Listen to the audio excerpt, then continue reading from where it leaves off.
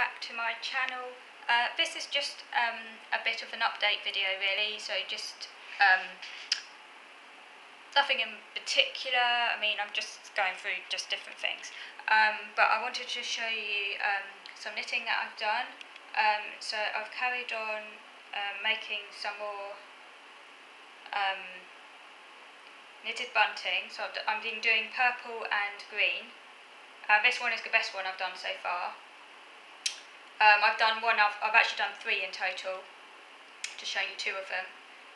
This is the one I finished today, and I'm doing another. So far I've done 2 purples and 1 green, but I need to do one other green one. So then I'll have 4. I might possibly do some more. I haven't decided yet whether I'm going to limit it to 4 or whether I'm going to do more than 4. But I'm pleased with them though. I'm getting better at knitting. Obviously still I'm not perfect, but I am a beginner. I've learned a few new techniques such as yarn over, as you can see the holes there, that's for putting ribbon through, and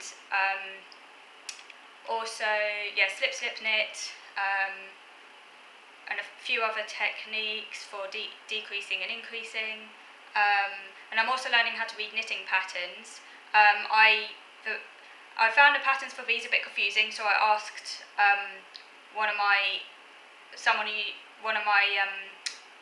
someone from a local autism charity who I know is good at knitting. I emailed her, and she decoded the knitting instruction for me and made it make sense, and it does make sense now. And I'm really pleased actually, because today I actually managed to decode a knitting pattern all on my own. And I have actually worked out, because at first they're a bit confusing because it's all like acronyms and like lots of brackets and things like that and asterisks, and you have to kind of know what each bit means and be able to decode all of the abbreviations and everything. And that takes a little bit of time, you know, it's not like something you're immediately going to get. But there's some great resources online about how to read knitting patterns that I've been using, and it is making sense at last. I feel I am actually learning how to read them. So today I actually made a love heart. I'll show you that next time because it's in another room at the moment. But I made a love heart. It was an easy, simple pattern, but it was an easy pattern. But I read the knitting pattern all on my own, and it came out, I think, how it's meant to. So I am learning knitting patterns, and that felt like a massive achievement. I'm going to begin making a donut tomorrow, so I'm going to have a go at reading that knitting pattern, which I think I can do. It looks like I can do. My auntie, who's good at knitting, and she's been knitting for years, I'm actually going to have a Zoom chat with her the week after next, so she can I can go through some things with her and just make sure I'm on the right track and stuff. But so these, when I've done a few of these buntings, and I'm really pleased with these. This was a Hobbycraft pattern, because you can get quite a few patterns from Hobbycraft for free, which I downloaded. I just need to get some ribbon and some hooks because I want to hang these up, so that'll look really pretty. I'm just sticking with green and purple because I think green and purple is a nice colour combination, and I don't want anything too loud, you know, just 2 colours really. I think it's quite nice, keeping it simple. So I'm really pleased. I'm improving with my knitting, enjoying it. It's great fun. It's addictive once you start. I'm also getting into my French knitting as well and improving that. So onwards and upwards on the knitting front. So in other news,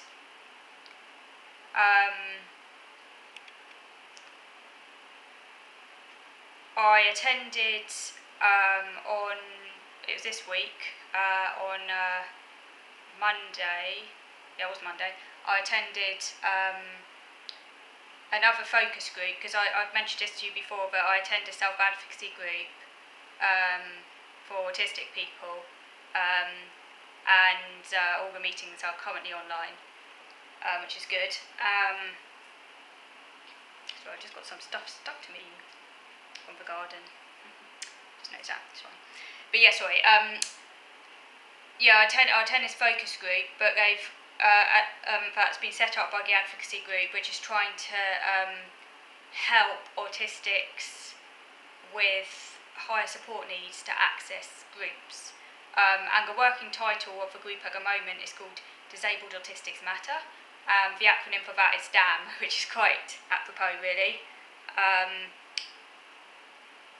That was my idea, by the way, Disabled Autistics Matter, but that's the working title for the group at the moment. Subject to change, because obviously if someone has a major objection going forward, we might change the name.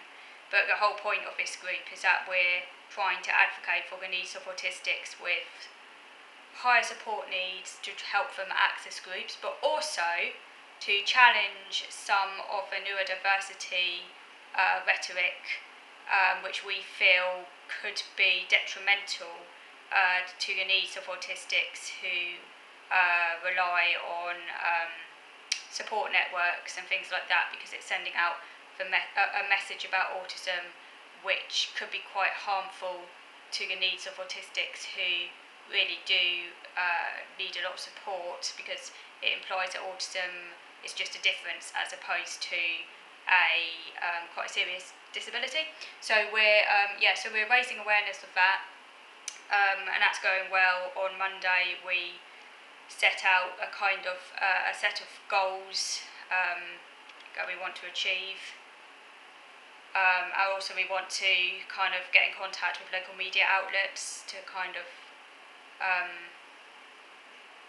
raise our case, I guess.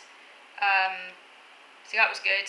I'm going to move over to video number 2 now, because I like to keep these videos short and sweet, and otherwise it tends to run out of me because I'm just doing it on a box standard camera, and things do run out of me if I'm not careful. So I'm going to move over to video number 2 now, just because I want to talk about some other things that's happened recently, some issues that were raised at the local autism partnership board which I attend. So I want to talk about that. So I'm going to move over to video number 2 now.